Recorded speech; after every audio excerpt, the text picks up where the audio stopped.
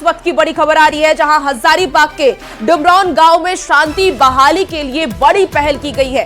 सरकारी स्कूल में नहीं रहेगी मीनार को ध्वस्त किया जाएगा। कोई आनाकानी अगर करता है तो उस पर कानूनी कार्रवाई की जाएगी। भगवा झंडे को भी हटाया जाएगा। प्रशासन की मौजूदगी में ये कार्रवाई की जाएगी। आपको बता दें कि धर्म चिन्ह हटाने के वक्त दोनों समुदाय के समाज प्रमुख की उपस्थिति रहेगी। और ये दो तस्वीरें आपको टीवी स्क्रीन पर दिखा रहे हैं। हजारीबाग की ये तस्वीर है। इसे लेकर के काफी बवाल भी हुआ था, जिसे लेकर के ये निर्देश दिया गया कि सरकारी स्कूल में अब मीनार नहीं रहेगा और मीनार को ध्वस्त किया जाएगा। और अगर इसमें कोई आनाकानी करता है तो उस पर कानूनी कार्रवाई की जाएगी। इसके साथ ही भगवा झंडा जो लगा था उससे भी उतारा जाएगा और इसमें भी अगर कोई आनाकानी करता है तो उस पर भी कार्रवाई होगी। प्रशासन की मौजूदगी में ये कार्रवाई की जाएगी। आपको बता दें कि धर्म चिन्ह हटाने के वक्त दोनों समुदाय के समाज प्रमुख की उपस्थिति रहेगी। और इस पूरी खबर पर ज्यादा जानकारी के साथ न्यूज़ 18 संवाददाता सुशांत सोनी हमारे साथ जुड़ गए हैं। सुशांत, आज ये बड़ी कार्रवाई होने वाली है हजारीबाग में। ऐसे में अगर जैसा कि हमने अपने दर्शकों को बताया भी कि अगर कोई आनाकानी करता है, अगर कोई ये कहता है कि नहीं हटाने दिया जाएगा धर्म चिन्ह को, तो क्या कार्रवाई की जाएगी? जी देखिए, बता दें कि जिस तरीके से सांप्रदायिक माहौल बिगाड़ने का जो काम किया गया, इसको लेकर जो है प्रशासन ने 45 लोगों पर नामजद प्राथमिकी भी दर्ज की, तो वही 200 लोगों पर जो है अज्ञात प्राथमिकी दर्ज की गई है। बता दें कि इसी को लेकर जो है दोनों समुदाय के लोगों ने कल डुमरौन गांव के पंचायत भवन में बैठकर एक बड़ा फैसला लिया। फैसला में यह लिया गया है कि दोनों समुदाय के लोग जो है अपने अपने धर्म प्रतीक चिन्ह को जो है वो हटाएंगे। इसमें प्रशासन की मौजूदगी देखी जाएगी। लेकिन बड़ी बात यह है कि दोनों के बीच यह निर्णय लिया गया कि अगर कोई इसमें विरोध जो है वो उत्पन्न करते हैं या फिर किसी तरह का विरोध वहां पर देखने को मिलता है तो सामाजिक स्तर पर उन पर कार्रवाई की बात कही गई। यानी एक जो ग्रामीण स्तर पर जो फैसला लिया जाता है, दंडित किया जाता है, तो इस तरीके की बात कही जाती है। हालांकि इस बैठक में जो है प्रशासन की भी मौजूदगी देखी जा रही थी और आज यह जो कार्रवाई होगी उसको लेकर जो है दोनों समाज के लोग जो है वो अपनी अपनी तैयारियां में जुट गए हैं, प्रशासन का इंतजार कर रहे हैं और आज जो है यह कार्रवाई होनी है। तो हम कह सकते हैं कि इस कार्रवाई से जो है अमन चैन शांति क्षेत्र में जरूर बहाल होगी। जी बिल्कुल, अमन चैन शांति बहाल करने के लिए ही ये कदम उठाया गया है। और आज कब ये कार्रवाई की जाएगी, मतलब क्या कोई वक्त रखा गया है? जी, अगर वक्त की बात करें तो 10 बजे तक यह वक्त रखी गई थी, क्योंकि यह एक बड़ा समाज का बात कहा जा रहा है, दोनों समुदाय की बात कही जा रही है, तो एक बड़ी संख्या में लोगों की भी हो सकता है वहां उपस्थिति होगी और उसी को लेकर कार्रवाई होनी। तो अभी लोगों का जो है जुटान होना शुरू हो गया है, प्रशासन आएगी और उसके बाद यह कार्रवाई होगी। जी इसमें कहा यह भी जा रहा है कि समाज के जो प्रमुख है उनकी उपस्थिति रहेगी। जी, समाज की उपस्थिति में यह होगी और लोग जो है उन लोगों की भी आसपास के जो लोग हैं वहां पर शामिल होंगे, क्योंकि ग्रामीण स्तर पर देखा जाता है। ठीक है सुशांत, आप नजर बना के रखिएगा, अपडेट आपसे लेंगे। बहुत शुक्रिया जानकारी के लिए। और तेलंगाना सुरंग हादसे से जुड़ी हुई भी आपको बड़ी खबर बताएं, जहां टनल में फंसे मजदूरों का रेस्क्यू ऑपरेशन जारी है। हादसा में 9वें दिन भी रेस्क्यू ऑपरेशन जारी है। 4 मजदूरों का पता अभी लोकेशन चल चुका है। आपको बता दें कि ऑक्सीजन की कमी और मलबा चुनौती बनी हुई है। 22 फरवरी से टनल में फंसे हैं 8 मजदूर और टनल में फंसे हैं गुमला के 4 मजदूर। आपको इस वक्त की बड़ी खबर टनल हादसे से जुड़ी हुई बता रहे हैं, जहां टनल में मजदूर फंसे हुए हैं, उनका रेस्क्यू ऑपरेशन जारी है। आज हादसे का 9वां दिन है और 9वें दिन भी लगातार कोशिश की जा रही है कि जो टनल में 8 मजदूर फंसे हुए हैं उन्हें बाहर निकाला जाए। आपको बता दें कि इसमें 4 मजदूर गुमला के हैं। 4 मजदूर का अभी लोकेशन पता चल चुका है और क्योंकि ऑक्सीजन की कमी महसूस की जा रही है, मलबा काफी बड़ी चुनौती बनी हुई है, उसे हटाने की कोशिश भी लगातार जो फोर्स वहां पर मौजूद है उसकी तरफ से की जा रही है कि किसी तरह भी उसे हटाया जाए और जो मजदूर फंसे हैं उन्हें बाहर निकाला जाए। देखिए तस्वीरें भी हम आपको टीवी स्क्रीन पर दिखा रहे हैं कि किस तरीके से मजदूरों को निकालने की जो कोशिश है वो लगातार की जा रही है। 22 फरवरी से ही टनल में ये मजदूर फंसे हुए हैं, जिन्हें निकालने की तमाम कोशिशें वहां जो फोर्स मौजूद है इनकी तरफ से की जा रही है। और गुमला से भी आपको एक और बड़ी खबर बताएं, जहां तेलंगाना से वापस लौटे हैं 40 मजदूर। तो भूखे प्यासे अपने घर पहुंचे उन्होंने ये भी कहा कि ना मजदूरी मिल रही ना कोई मदद, छिपकर भागे नहीं तो आने भी नहीं दे रहे थे अधिकारी। तो निर्माणाधीन श्री सैलम सुरंग का एक हिस्सा पिछले शनिवार को ढह जाने के बाद 8 मजदूर अंदर ही फंस गए, जिसमें गुमला के 4 मजदूर शामिल हैं। और जो मजदूर थे वहां झारखंड के, उन्होंने एक बड़ा आरोप लगा दिया है। उन्होंने कहा कि ना मजदूरी मिल रही, ना कोई मदद, छिपकर वो यहां पर आए हैं। अगर वो छिपकर नहीं आते तो उन्हें अन्य अधिकारी वहां से आने भी नहीं दे रहे थे।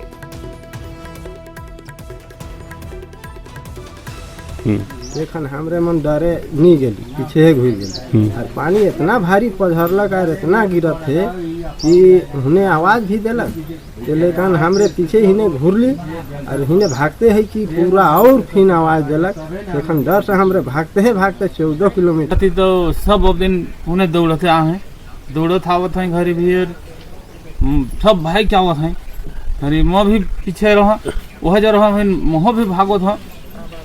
क्या बात हल्क है कि अब वहाँ से भाई के सब दौड़ के अब 14 किलोमीटर दौड़ के भागा थी सब भाई से तो फिर चढ़ गई पंप में चढ़ के फिर अब ब्लेड में और चढ़ गई, ब्लेड में चढ़ा थी घर पंप में चढ़ा थी और पानी कहा था कि और बीच में है तो पंप चलाते रहे, तो पानी पी ली, पानी पी के देकर और दौड़ल फिर तो वहाँ चढ़ के हैं फिर और निकल।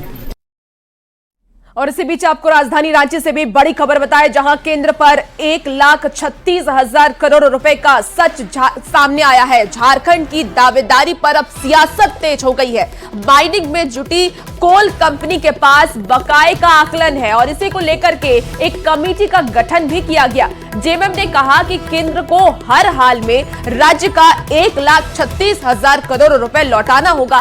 बीजेपी ने पलटवार करते हुए राज्य सरकार की मांग को खारिज कर दिया।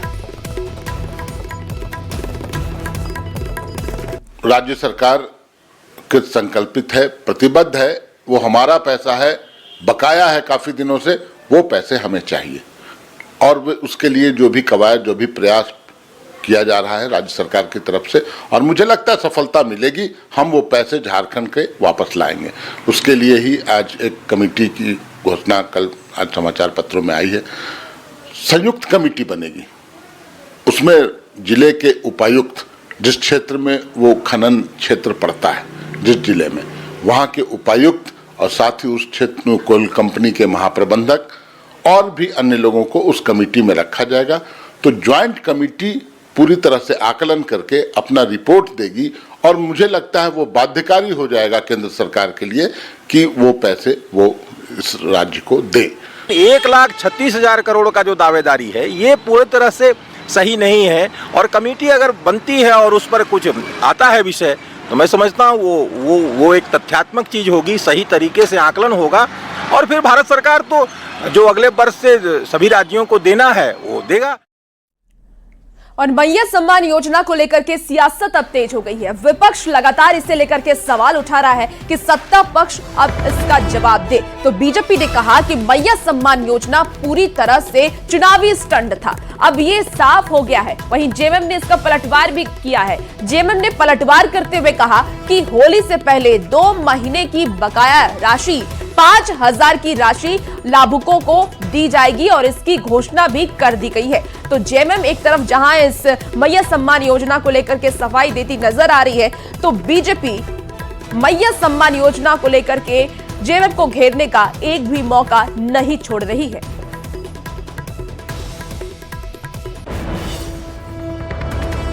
दिया था कि फर्जीवाड़ा की खबरें आई थी, तो फर्जीवाड़ा तो इस सरकार में नहीं चलेगा। किसी का हक अगर आप मार रहे हैं, किसी का हक आप छीन रहे हैं, फर्जी दस्तावेज लगाकर सरकार को गुमराह करके, तो वो नहीं चलेगा। ठीक है, 1 आध महीने अगर गलती से आपके अकाउंट में चला गया तो आपका अधिकार नहीं बन जाता है, लेकिन जो भी वाजिब हक है महिलाओं का, मैया का, वो मिलेगा। इस सरकार की ये वादा है और वो वादा पूरा होगा। अभी होली के पहले 2 महीने के राशि ट्रांसफर होने की बात आ रही है सामने, और सरकार का पूरा प्रयास है, लेकिन वित्तीय प्रबंधन, पैसे का इंतजाम करना है। 1,36,000 करोड़ रुपए अगर आज आ गए होते तो ये परिस्थितियां उत्पन्न नहीं होती। हेमंत सरकार की मैया सम्मान योजना अब स्पष्ट हो गया कि निश्चित रूप से ये एक चुनावी स्टंट के सिवा और चुनावी लॉलीपॉप के सिवा और कुछ नहीं है। निर्धारित तिथि 11 तारीख को हर महीने को मैयाओं के सम्मान की राशि भुगतान कर दी जाएगी, ये वादी सरकार ने की थी। लेकिन 2 महीना बीतने को है, ये सरकार अपने वादे से मुकर रही है। और इसी बीच आपको राजधानी रांची से एक और बड़ी खबर बताएं, जहां सुदेश महतो की डिस्चार्ज याचिका खारिज कर दी गई है। एमपी एमएलए की विशेष अदालत ने ये याचिका खारिज की है। 20,121 में ओबीसी आरक्षण समेत अन्य मांगों को लेकर के मुख्यमंत्री आवास घेराव से जुड़ा है ये मामला। आपको बता दें कि 19 मार्च को इस पर अगली सुनवाई की जाएगी। बड़ी खबर आपको राजधानी रांची से बता रहे हैं, जहां सुदेश महतो की डिस्चार्ज याचिका खारिज कर दी गई है। आपको बता दें कि 19 मार्च को अगली सुनवाई होनी है।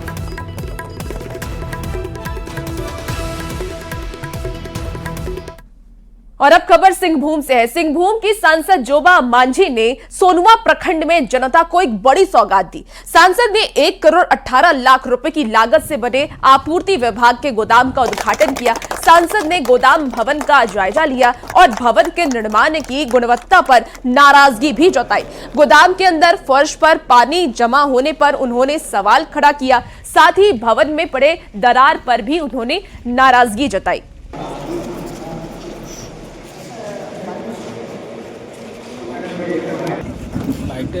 और आपको रांची से एक और बड़ी खबर बताएं, जहां आज राजधानी में नहीं आएगी बिजली तो मरम्मत कार्य, ट्रांसफार्मर चेंज और इसके साथ ही लाइन अपग्रेडेशन को लेकर के बिजली आपूर्ति बाधित हुई है। कोकर, पुंदांग, हटिया, हरमू के कई इलाकों में बिजली आज बाधित रहने वाली है। तो आज झारखंड वासियों को दिक्कत हो सकती है क्योंकि आज बिजली नहीं आएगी। Kokar rural power substation से 10 से 2 बजे तक बिजली बाधित रहेगी। Kokar urban power substation की अगर हम बात कर लें तो वहां 10 से 2 बजे तक बिजली बाधित रहेगी। हटिया उपकेंद्र से 10 से 1 बजे तक बिजली बाधित रहेगी। अशोक नगर से 11:30 बजे से 3 बजे तक बिजली वहां पर बाधित रहने वाली है।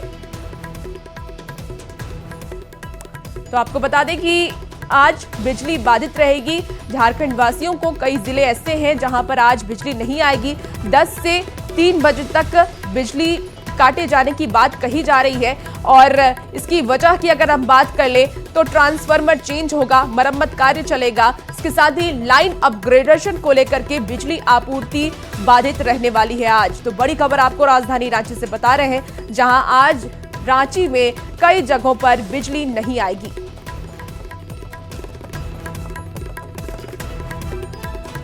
और लोहरदगा के नदी घाटों पर अवैध बालू खनन और परिवहन का काम जोरों शोरों से चल रहा है। सिन्हा थाना क्षेत्र का एक वीडियो भी सामने आया है जिसमें कई हाईवा और दर्जनों ट्रैक्टर अवैध बालू परिवहन करते हुए दिखाई दे रहे हैं। हालांकि इस वीडियो के सामने आने के बाद सिन्हा थाना पुलिस हरकत में आई और अवैध बालू परिवहन करते हुए 2 बालू तस्कर को गिरफ्तार भी किया और बालू को जब्त भी कर लिया और आगे भी इस पे कार्रवाई की जा रही है। तो लोहरदगा से आपको बड़ी खबर बता रहे हैं, जहां एक वीडियो सामने आया जिसके बाद पुलिस हरकत में आई और पुलिस ने कार्रवाई किया है। बता दें आपको कि घाटों पर अवैध बालू खनन और परिवहन का काम जोरों से चल रहा है और सिन्हा थाना क्षेत्र का ये वीडियो सामने आया जिसके बाद पुलिस ने एक्शन में पुलिस आई और पुलिस ने जो भी बालू अवैध तरीके से लाया जा रहा था उसे जब्त कर लिया है। हमें सूचना था कि हाईवा से अवैध बालू का परिवहन हो रहा है, जिसमें जिला खनन पदाधिकारी और थाना के पदाधिकारी द्वारा टीम गठित कर 2 हाईवा को विधिवत जब्त किया गया। छापामारी निरंतर रहेगी, क्षेत्र में हम लोग बने हुए हैं, रात्रि दिन जैसे भी सब सूचना मिलता है उस पर कार्रवाई किया जा रहा है। और इसी बीच आपको राजधानी रांची से एक और बड़ी खबर बताएं, जहां कुरियर पिकअप गाड़ी में आग लगी है। गाड़ी में सवार लोग समय रहते गाड़ी से बाहर निकले। सूचना मिलते ही दमकल की गाड़ी मौके पर पहुंची और कड़ी मशक्कत के बाद आग पर काबू पाया गया, लेकिन अब तक गाड़ी पूरी तरीके से जलकर तब तक खाक हो चुकी थी। शॉर्ट सर्किट आग की वजह बताई जा रही है। पंडरा ओपी क्षेत्र के लकड़ी टाल के पास यह हादसा हुआ।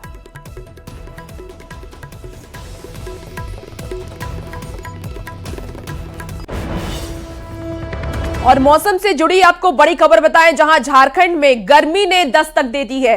रांची समेत राज्य भर का पारा अब बढ़ना शुरू हो गया है। शनिवार को रांची का अधिकतम तापमान 33.3 डिग्री सेल्सियस रहा। जमशेदपुर की अगर हम बात कर लें तो 37.3 डिग्री सेल्सियस रहा तापमान। बैरागोड़ा की बात कर लें तो 38.9 डिग्री सेल्सियस तापमान रहा और चाईबासा में भी 37.4 डिग्री सेल्सियस तापमान दर्ज किया गया।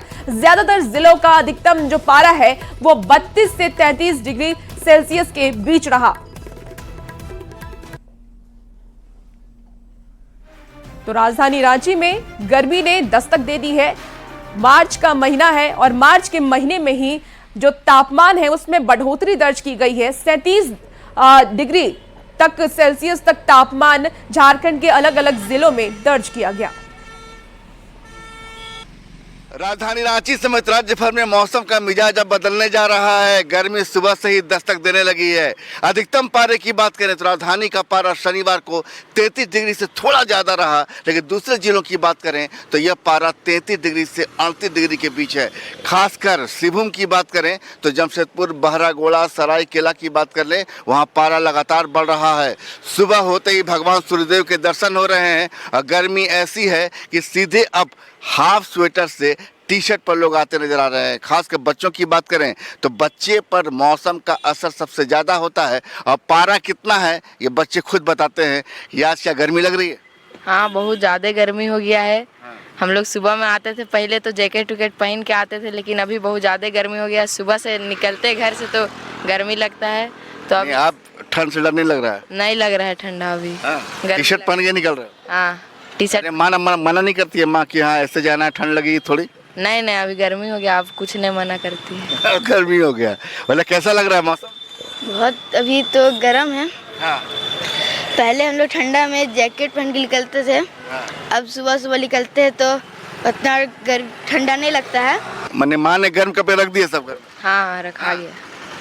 बच्चे हैं, देखिए बच्चों के मासूम जवाब है कि गर्मी का मौसम ज़्यादा अच्छा लगता है, खेलने में ज़्यादा आनंद आता है, डैम में जहाँ नहाने में ज़्यादा आनंद आता है। गर्मी आई, जो कहते हैं गर्मी आ चुकी है, होली का मौसम आ रहा है, प्लानिंग शुरू हो गई है। होली में कहाँ नहाना है? हम लोग का घर जगह ही हर तरफ बनाया है ये सब। हाँ, तैयारी है इस बार? हाँ, हर साल करते हैं। हर साल। तो देख सकते हैं कि बच्चों को भी गर्मी का इंतजार था, चूँकि जब गर्मी दस्तक देती है तो होली का मौसम आता है, लिहाजा तैयारी शुरू हो गई है गर्मी की दस्तक के साथ ही। संजय कुमार सिन्हा, न्यूज़ 18 रांची। और पश्चिमी सिंहभूम के सारंडा क्षेत्र के रायबेड़ा के ग्रामीणों ने श्रमदान करके 2 किलोमीटर लंबी सड़क का निर्माण किया। जिले के सारंडा क्षेत्र के रायबेड़ा गांव को जोड़ने वाली सड़क की हालत काफी जर्जर थी।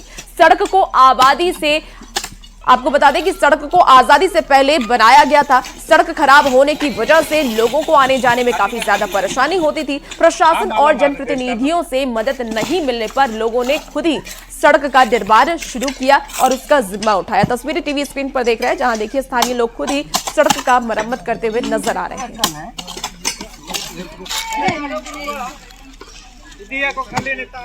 और जल ही जीवन है, लेकिन क्या हो जब पीने का पानी ही अब खराब हो जाए। गुमला में कई ऐसे गांव हैं जहां लोगों को पीने का पानी नहीं मिल पा रहा है। पीने के पानी की किल्लत का सामना करना पड़ रहा है। ससई और भरनो प्रखंड के लमकी टोकरी टोली में लोगों को पीने का पानी नहीं मिल रहा है और आज भी लोग यहां चूहा का गंदा पानी पीने को मजबूर हैं।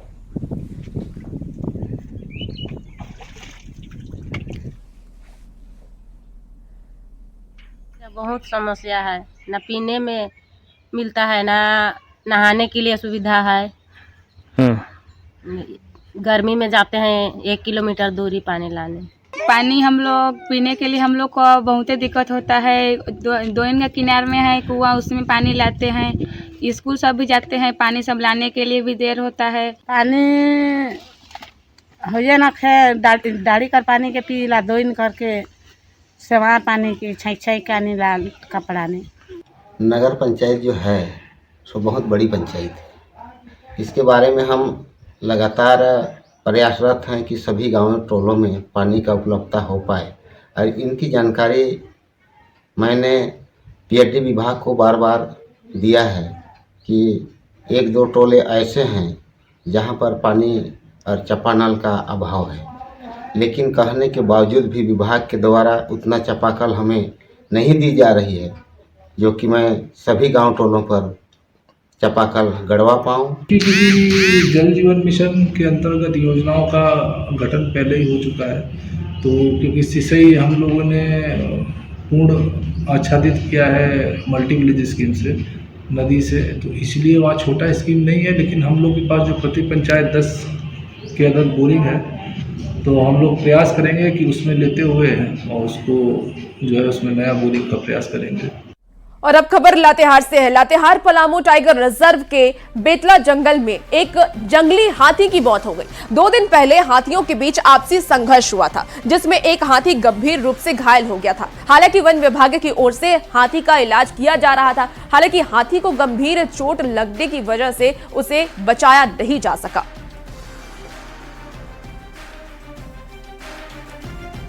तो लातेहार से आपको ये खबर बता रहे हैं, जहां हाथियों के बीच संघर्ष हुई और उस संघर्ष में एक हाथी को गंभीर चोट आई, जिस वजह से उसकी मौत हो गई है। आपको तस्वीर भी दिखा रहे हैं, देखिए किस तरीके से 2 हाथियों के बीच ये झड़प हुई कह लीजिए, और एक जंगली हाथी की इसमें दर्दनाक मौत हो गई।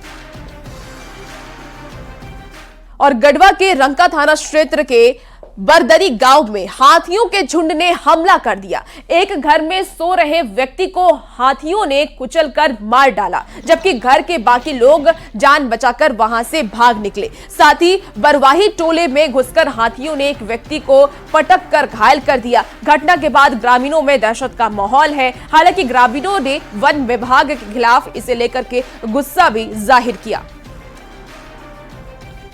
साइड से आ रहा था, इन लोग हला होते हुए आगे तापते हुए आगे लहराते हुए, इसके बाद जो है कि तब तक देखा कि पहुंच गया, भागते भागते घर पर अंदर जाते जाते तब लपट लिया उसको। लपटने के बाद पटक करके मुआ करके फिर दूसरे घर चला गया। इसी बीच आपको धनबाद से भी बड़ी खबर बताएं, जहां सीआईएसएफ जवान ने खुद को गोली मार ली है। केएस राव ने सर्विस रिवॉल्वर से खुद को गोली मारी। विश्वकर्मा प्रोजेक्ट में ड्यूटी पर तैनात था ये जवान। आपको बता दें कि कर्मियों ने जवान को भर्ती कराया। दुर्गापुर मिशन अस्पताल में इलाज जारी है। तो तेलंगाना का रहने वाला है ये जवान। बड़ी खबर आपको धनबाद से बता रहे हैं, जहां सीआईएसएफ जवान ने खुद को गोली मार ली। केएस राव ने सर्विस रिवॉल्वर से खुद को गोली मारी। और फिलहाल इस बुलेटिन में इतना ही। आप बने रहिए न्यूज़ 18 बिहार झारखंड के साथ।